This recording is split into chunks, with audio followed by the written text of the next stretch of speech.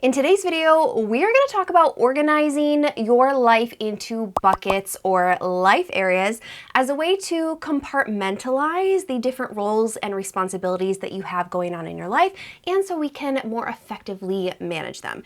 But first, if you're new here, my name is Kalyn. If you haven't subscribed yet, make sure you go ahead and do that, especially if you like watching videos on planning, productivity, and digital organization through Notion. So here's how this video is going to go. I'm going to give you a tour of how I have my life areas set up in Notion, the connections that I have made between databases that go to the life areas, and how I have built out and organized each of those pages. And then of course, I'm going to show you how to do it too. You may have heard the term life areas thrown around when it comes to goal setting. So a lot of goal setting programs and exercises will have you journal through some different goal ideas based on the areas of your life that you want to improve. So these are things like home or school or family or finance. If there is a certain life area that you think could use a little bit of work and you want to improve with new goals or habits, then you definitely want to look into joining the community called Skillshare, who is kindly sponsoring today's video. You've probably heard of Skillshare before. I mean, who hasn't? They are an ongoing learning library that offer classes on a whole lot of topics. So anywhere from cooking to social media to photography to graphic design, goal setting, productivity, pretty much any topic you can think of, Skillshare has a class on how to do it better. And with students going back to school this fall, this is the perfect time to take a class of your own and dig into some new school supplies like notebooks and pens. I'm totally all about a new notebook. Most of you know that I travel full-time in an RV, and we're always exploring new destinations, and something that I think I'm okay at but not great at is travel photography. So I looked on Skillshare to see if they had a class for that, and I found a few different ones, but there was one by Sean Dalton. He actually has quite a few travel photography classes. He's a professional travel photographer, but I was really drawn to his class on iPhone photography and how to take those skills to the next level, because I always have my iPhone. The first 500 people who join Skillshare using my link in the description are gonna get 1 month completely free, and you can use that month to take as many classes as you want. You get all the premium benefits, and you can access curated learning paths, which are groups of classes about a specific topic that will help you master that skill and take it to the next level. Thank you so much to Skillshare for being a valued partner of this channel. It is no surprise that my life areas are obviously in Notion, and I have them right here on the top of my personal dashboard page. This is the page that I access absolutely the most because it has all my tasks, my week, my habits, everything. But each of these life areas are kind of their own dashboards in of themselves. They're like a different life hub for each of those areas. And what I've done is I've just created a new database here, a gallery view, and I'll go through exactly how to do that in a little bit after we've done this tour. But I'm gonna take you through the 5 life areas that I like to focus on. You can have more than that, you can have less than that, but I just like how they fit on the screen. So I know that's kind of like a silly thing, but I don't want to have another life area unless I guess I could just expand it and then there's room for one more. But let's go into each of these areas and I'll show you how I have them set up. They're really pretty simple. So in my home section, we'll click on that, and you'll see this a common theme through each areas. I usually have like links over on the side. I have some projects related to that area, and then maybe a little something extra at the bottom that I don't want to click into but want to see right away. So over here we've got everything related to home. You can read through those. My meal planner is like its own hub in of itself, just because there's so much going on there. And also, so I can access it quickly, I always have this starred up here to add it to my favorites so I can quickly access it and I don't have to like do multiple clicks into my home section. But other items are just really simple, like cleaning recipes. I have just listed like 2 cleaning recipes that usually I make for a window cleaner and all-purpose cleaner, and I just have them in there because I know where it goes. My project section, so these are filtered to show any projects related to my home. Of course, I live in an RV, but also more like home management type things, like creating an emergency folder. That has been on my list for quite a while. I'm gonna get to it. Maybe in 2025, that will be a 6-week sprint. And then I have some cleaning tasks down here. It's just called out to home, anything related to cleaning in monthly, things that I want to do monthly, and then things that I want to do seasonally. So you can add anything you want in here. You can have the main dashboard page like I do, and then some sub pages as well that you want to access related to that area. The next one is my health and wellness page. So I think anything related to fitness, nutrition, but also medical and self-care, I like to all have them in this one page just for ease of use, and I think they're all related to health and wellness. So I keep track of medical visits, insurance information, medication information, all of the vet visits for my rabbit and my dog, and then I just have some little things about self-care, some reminders of when I'm feeling a certain way, kind of my burnout recovery plan that I'm working through right now that's a whole process. And then beauty and style, where I keep track of the makeup that I buy, which maybe I'll do a video in all of that because it's kind of a little nerdy. I just don't like buying the same thing twice, and I like keeping track of what I've purchased, and I rate it and all of that stuff. So you can see like nail polish database, makeup database, etc. So I've got all of that in there. I have some wellness goals that I'm working on, so some routines. I've kind of built these routines, and then now it's just a matter of practicing them and making them a habit. I'm working through a workout program as part of my Get Back in Shape goal. And then you have my workout calendar here, which will probably look familiar if you joined me on our workout tracker build. That was like a 2-part series. I'll leave links to those below as well. Not been as great at workouts in September as I was beginning of August, but we're getting there. We're getting back into the groove of things. I feel like September is a good reset for the year. So this is just showing anything from my daily journal that has a workout attached to it. So I know like how many days a week I did it, and I can feel really good about myself or not. And then of course a little link here to my workout library, which we built together in that 2-part series we did a few months ago. All right, back to personal dashboard. And I'm kind of going through these quick because I don't want you to necessarily be like, I have to set these up exactly the way you set them up. I just want you to get a database in place and then start messing around with it. But I'll share some tips later on about how to customize this yourself. So my leisure one, this is one that like has been going through some iterations. I've been still trying to like work on and finalize. I got the links, of course, and to my reading hub, which is its own thing, kind of like the meal planning hub was. So currently reading, and then all the books that I have read this year. And then I also really take on like old lady needle craft activities.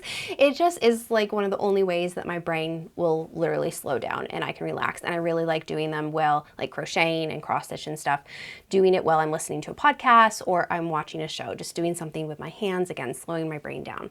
So under here, I also have, so those are my craft projects or projects related to like leisure, like creating a photo book.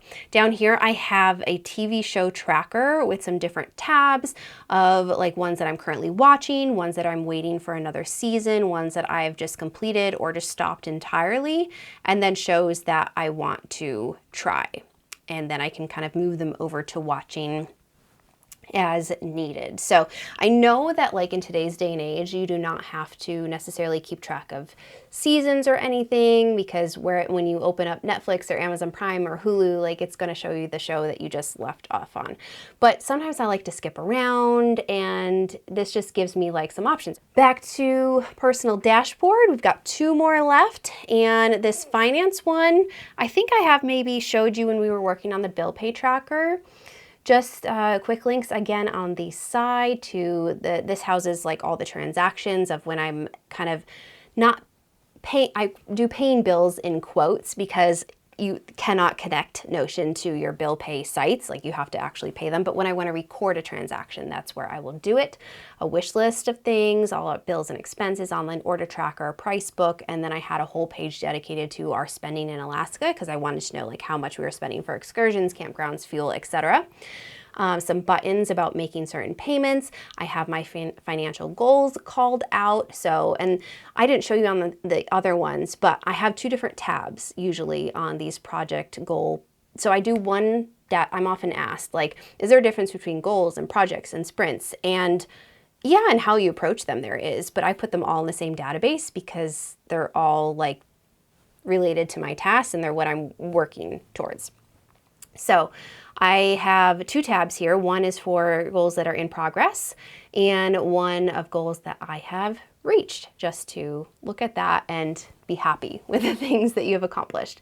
So we've got some budget allocation here, some debt that I'm still paying off on a card. There's no interest on it, so no judging, and some upcoming payments with my bill pay calendar here, and then I can easily click a button to make a payment. So that is all of my finance section organized. And then in my career page, these are, so I have a whole section over here you can see on Team Spaces dedicated to my Kalyn Brook business. But on my career page, these are things that I don't necessarily want like other people to look at who are on my team, like business revenue or analytics. I have information related to team members, and then just things like that other people, like they just don't even care to see, like a branding brain dump or my yearly tax checklist. I can keep some important documents that are easy to access. So like I can open those up and there's the document right there that I can grab instead of like searching on my computer. And then this is where I usually have my most sprints and projects because I'm always throwing ideas in here of things that I want to do. It is a type A personality problems there. But that's just really a quick overview of the life areas that I call out and how I've organized them in Notion. Now I'm going to go through quickly. If you want to get started and have it look similar to this, let's just go through a little how-to. And so what you're going to do is you're going to do a / command, which is going to bring up all those Notion blocks. And I like doing a gallery view database for this because it just is so pretty. Like, I mean, it's going to make you want to use it, right? If it's aesthetic and pretty. So I'm going to click gallery view, and we want this to be a completely new database. And so you can title it life areas, and I'm going to make this a little bit different title so I don't get confused with this example one. But you would go into each of these and you would decide on what you want. So home or family or school, whatever it is. And then you can obviously add cover photos to them. You can add icons to them. I'll just do this quickly. And then to make sure that you can actually see those pretty cover photos, you're going to go to the three dots, the layout gallery view, and let's get rid of that show database title because we don't need that, and go to card preview, and you're going to want to say page cover, and then you have all the pretty photos. You can also hover and reposition them if you want, if that looks a little bit better. And I should mention, if you already have downloaded the 6-week sprint goal planner template that I offer, you're going to have life areas already. So let's go quickly. I know I'm getting distracted, but I just want to show you because I don't want you to go through this if you don't have to. So I'm going to go into my, let's see, 6-week goal planner template that we have. And under life inventory, I get asked, is there a difference between life inventory and life areas? Yes. So life inventory is the practice of going through your life areas and rating, giving them a rating between 1 and 10, and also journaling through some questions and brain dumping a few 6-week sprint ideas to help improve that life area. But you've got these life areas here already. There's 7 of them. You can keep them if you want. And if you do so, then instead of creating a whole new database, you're going to want to do /linked view of database because you want to bring it in. And we're going to search for the life areas, and let's see the one that's related to the template. Here we go. And then you can go in and hide the database title. You can also change the card size to small. You can delete the ones that you don't necessarily want to have. So that's another option if you already have the 6-week sprint goal planner. So don't go through this exercise and do duplicate information if you don't have to. You can also right click on the tab up here and rename it. So you can name this life areas, kind of like I have. Let's just give it a little asterisk icon, and then you can start opening them up and building each of these areas out. I have rearranged these so many times based on new information or things I want to track or things that have changed. And so don't feel like you have to get these perfectly on the first try. Now, something I always do with a new page is I go to the 3 dots on the top right and I say full width because we want to maximize everything. And then you can start doing the call out boxes for the quick links, like the little boxes that I had. So /command call out box, and you can write quick links, can bold it, and then you can do / and you can add a page block, and you can say this is your meal planner or whatnot, add an icon to it. So you see how you're starting to build things out. And if you want to bring in your projects and goals and sprints, which is what I would suggest, that's going to require a little bit more information. So let's actually create 2 columns here. I'm going to do a / and we're going to type in 2 to do 2 columns, and I'm going to drag this into that column. And then let's actually squeeze that down, and then I'm going to do projects. So I'm going to do H3 for a title, and I'm going to say these are our projects and goals. We can hit the domino icon, we can color the back, we can also add a little nice divider line underneath to make it aesthetic, and then we're going to use linked view of the database again to bring in our goal or project database, because this is going to be separate than our life areas database. So mine is called sprints and projects.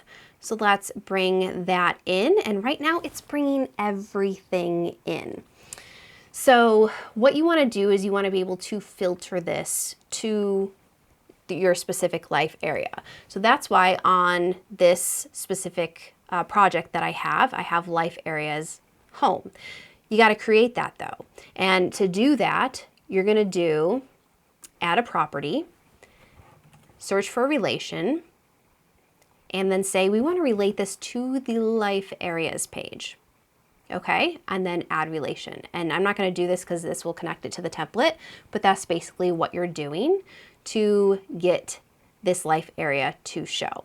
And then what it will do is you can then filter by, okay, let's say I want to filter by the life area, and I want this to be anything related to home.